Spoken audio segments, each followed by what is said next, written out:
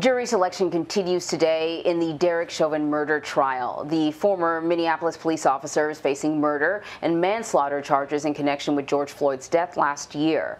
One more juror was seated yesterday in Chauvin's trial, bringing the jury pool to 14. The judge has announced another juror will be selected in case someone drops out before proceedings begin next week. So Amy Forliti is a reporter for the Associated Press in Minneapolis and joins us now to kind of bring us up to speed. Amy, thank you so much for joining us. What more can you tell us about the judge's decision to seat another juror for this trial? And is that common? I guess it's like an alternate to the alternates almost. Yeah, in a way it is. As you said, the trial will require 14 jurors. There will be 12 who will actually deliberate and 2 alternates who will step in if needed. But because this trial has generated so much publicity, and also, it could be likely because of the unpredictability of COVID-19, the judge is picking an extra juror, or the judge and the attorneys are picking an extra juror who they plan to dismiss once opening statements start. They just want to make sure that everyone who's on the panel right now, that they have 14 by the time they get to opening statements next Monday. So what does the current jury pool look like, and why were some concerns raised over the defense striking down a black man last week who lived in the neighborhood where George Floyd was arrested and wanted to serve on the jury? Sure. Well, right now there is some diversity on this jury. Of the 14 people picked, there's 5 men, 9 women. 8 of the people picked are white, 2 identify as multiracial or mixed race, and 4 members of the jury are black. There was a juror last week who we know only as juror number 76, who was a black man who used to live in the neighborhood where George Floyd was arrested.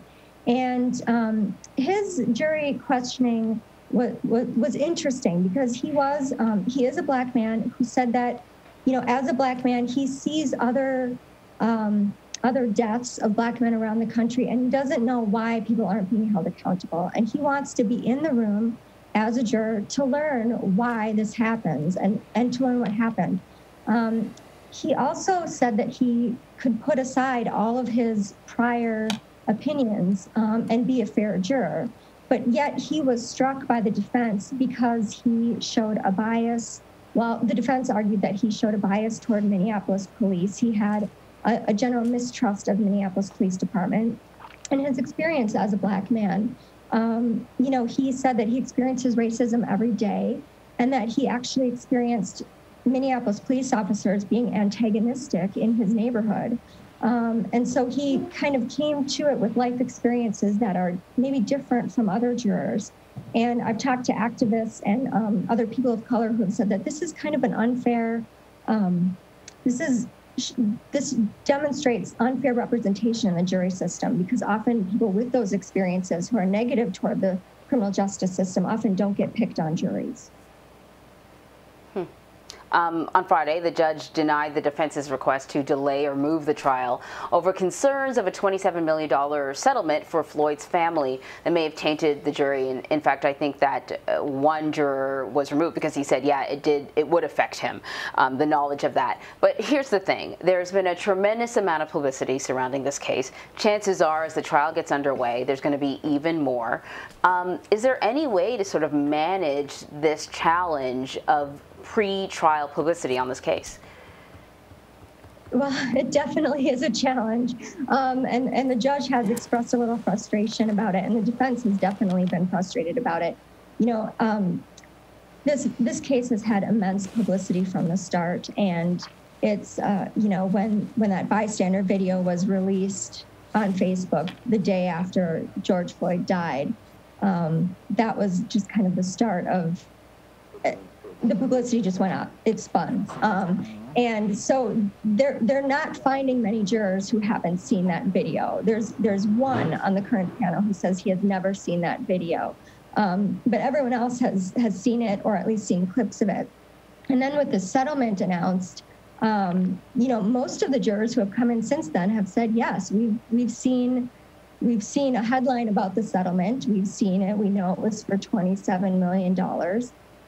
Most people are saying they can put that aside, but a few are saying, we just can't. Like, if the when the city settles for that much money, it's hard for some people to see Derek Chauvin as being innocent in that case, and to have the presumption of innocence going into the trial. So it has impacted some folks who are coming up for jury selection. Another ruling last week involved the judge allowing jurors to hear evidence from Floyd's 2019 arrest. Exactly what evidence would be presented, and why is this significant? Sure. Well, George Floyd was arrested in 2019, just a year before his death. In a similar situation, he was found to be